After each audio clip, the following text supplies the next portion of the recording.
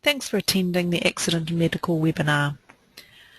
We're going to be looking at queues within MedTech. The queue is used in accident and medical centres for walk-in patients that do not have an appointment. Open queue 1 by using the shortcut keys Shift F4. You can have up to 4 queues open. To open queues 2, 3 and 4, go to the module menu, choose queue and select from Q2, Q3, Q4. You can see here there's an icon for that also, and there's the shortcut key for Shift F4 for that Q1. Use the filter key and choose automatic. So the filter key is this rainbow icon. It's automatically set to display patients in the queue 6 hours before and 2 hours after the current date. And if you want to make it ascending or descending, just tick or untick this box to how you would view those patients in the queue.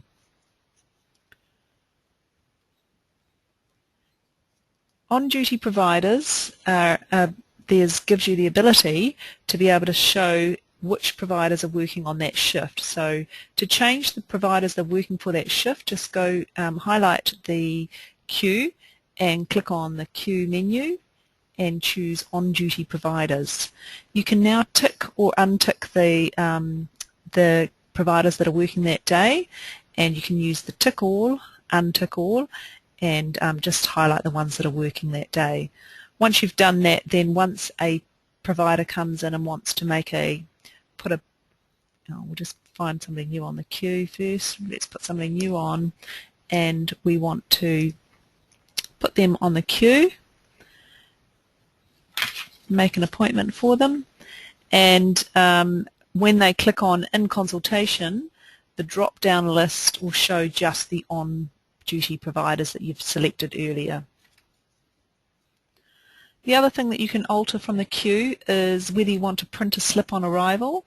So whether or not you want an encounter slip to print out automatically when somebody's put on the queue, you can control by going once again, highlighting that queue, going to the queue menu and choosing to print a slip on arrival. I haven't got mine ticked, but if you wanted it to print out, then you would tick there, and it will automatically print that out for you when somebody's placed on the queue.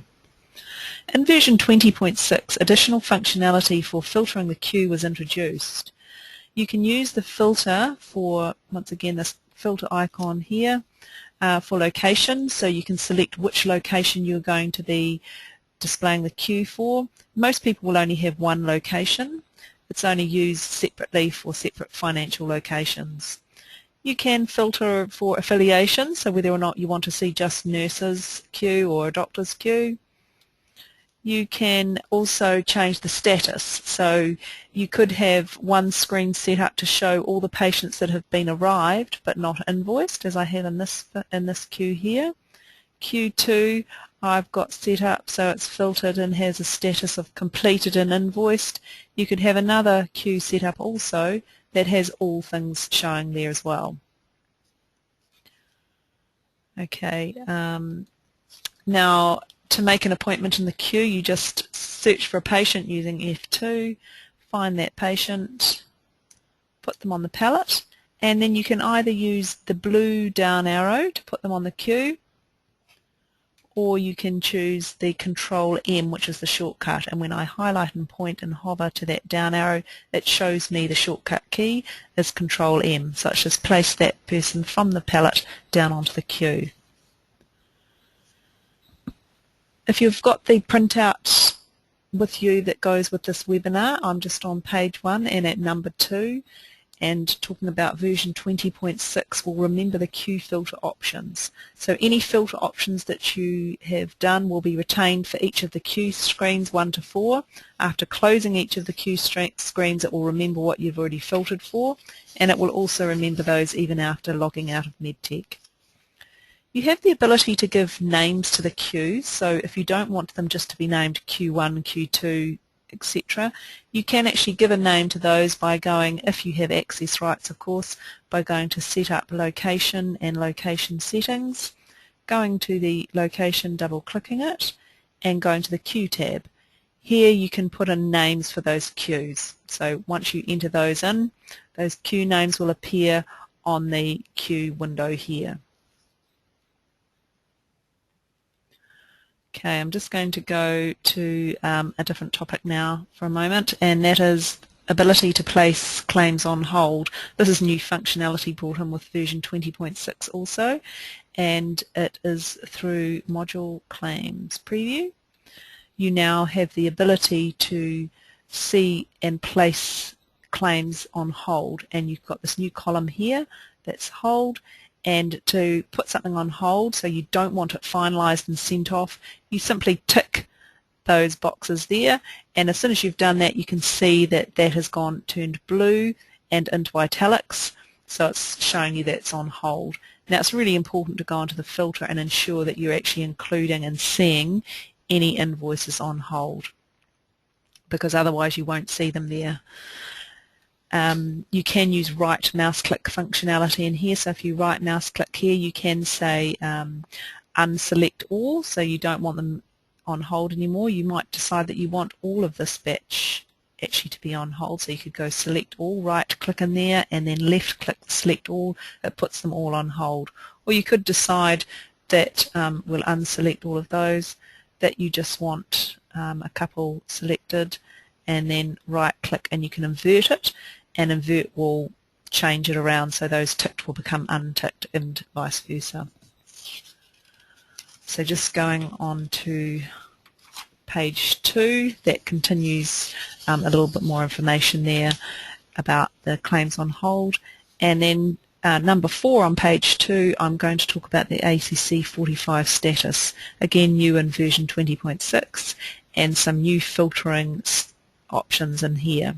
So we just go to Module, Accidents, and ACC 45 status. This is where you can see the status of all your ACC 45s, where they're at, whether they're on hold, completed, etc. And when you filter, you now have the ability in here to search for an individual patient. So if you're looking for 145 for a patient, you can just type in their name there and search for them. You can also put in a form number and it would filter for that particular ACC 45 number. Okay, number 5 on page 2 is room and type. Now room and type is something that can be displayed in the queue and in the provider consultation status screen, which we're going to look at later on. You'll see here I've got a column that shows room, and these here are the appointment types. In order to be able to utilize these, you need your MedTech registration to include the room and type tick. So to check that, you would just go to Help and Register, and just check and see if you've got a tick in room and type. Now if you haven't, it's a simple process of just printing that out, writing in that you'd like to be registered for room and type. It's a free registration. Just send that into MedTech and we can arrange for a new registration with the room and type on it. Once you've registered for this, you need to enter in the new registration obviously, and then you need to set up the room and type. So to do that you need to go to Setup, Location, Location Settings, and opening the location itself. This is on page 3, number 5.2, and going to the Queue tab. Now within here, click on Display Appointment Type, so that means that the appointment type is actually going to show in the queue, and you can also tick on Display Room. And you can give the appointment types names. If you don't name them, it's just going to show as appointment type 1 and appointment type 2, but I've named mine as doctor appointment type for 1, and appointment type 2 is nurse. So once you've done that, you now need to define what the appointment types are, and to do that I'm just going to go to page 4, and you need to go to Set Up Appointment, Set Up Appointment and Appointment Type. And you can see mine have already been named, so my appointment type 1 is doctor. And in here I've already set up 3 different appointment types, and it's just a matter of giving it a unique code, what location it's specific to. Most people just have one location, what the description is, and you can give it a color code also. I've given that one red. Excision I've got as a EX and description excision, colour is blue, and I've got new patient as well with no colour. If you want to make a new one, it's just a matter of, normally as you do in MedTech, just clicking on the blank white page and giving a unique code, a description, and a colour if you want to. Okay, so they will show, as I said, in the queue screen. So here I've got this patient here that's waiting, and so Charles Labgod is waiting. He could have a doctor appointment type of an accident, and he could also have a room that he's assigned to in room 1.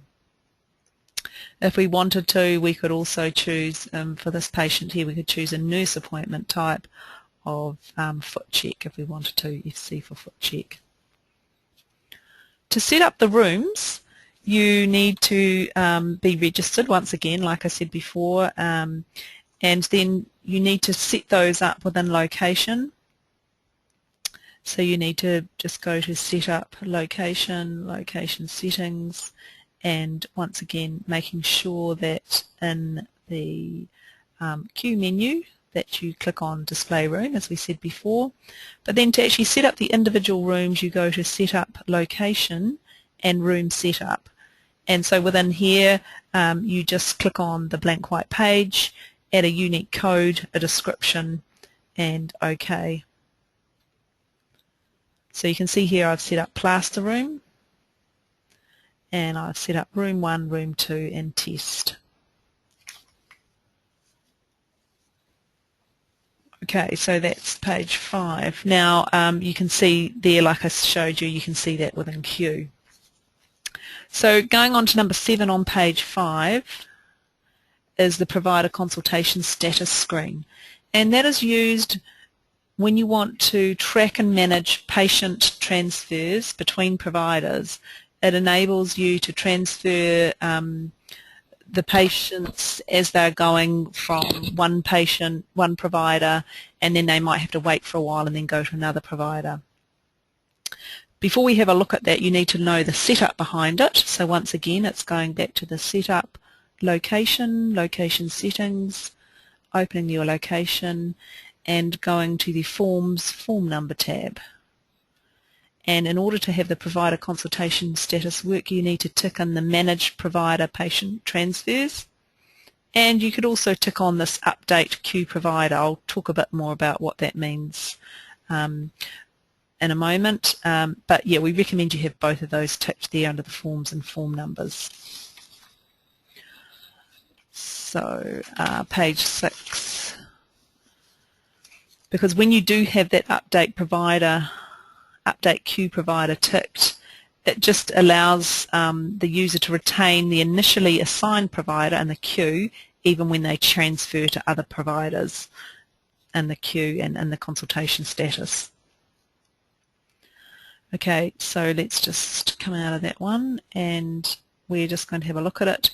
So if you look at the provider consultation status screen, you get to it by clicking on either the icon or using the shortcut keys Shift Control F7, or going to Module, Appointments, and in Consultation Status screen. You also have the ability to have that open automatically for staff as they log in. So if you look at page 6 again, it shows you how to set that up, and that's just by going to Set Up Staff Members and opening the staff member that you want to apply it to, going to the Access tab and ensuring that this will automatically open for this particular staff member when they log in, and ticking the provider consultation status there. Okay, alright, so how do we use this? When a patient is put into consultation from the queue or the appointment book, they will go into the provider consultation status screen. So if I have Albert Daintiff over here, he's waiting in the queue, we can put him into consultation with provider Sam Eves, click OK. he automatically clicks across into the provider consultation status screen. This also works for patients that are coming across from the appointment book, and you will see those showing differently because they show in blue. That indicates they've come from the appointment book, not the queue. So the whole reason behind using this is that if patients are going to transfer to the nurse or the plaster room or whatever, somewhere else to be seen by another provider, once that doctor's finished with them, they could then highlight that patient, and we'll use this one here, highlight that patient, and then say click the red down arrow to indicate that they've completed the consultation with this provider, and they're going to go onto the follow-up list. So we'll click onto the follow-up list, and then Albert goes down into the bottom half of the screen, ready to be picked up by another provider.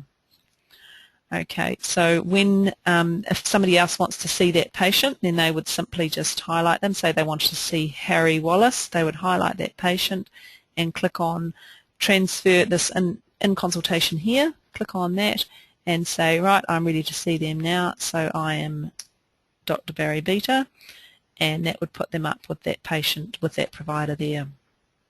So once again we come to this patient, we can put Jim in to see Sam, so we could click in here, highlight it, in consultation, and put in Sam. So now we can see up here that Jim is now seeing Dr. Sam Eves. So the top part of the screen shows the patients that are currently in consultation, and the bottom part of the screen shows that are waiting for follow-up, and they'll stay in that bottom half of the screen until they're either invoiced or until another provider picks them up.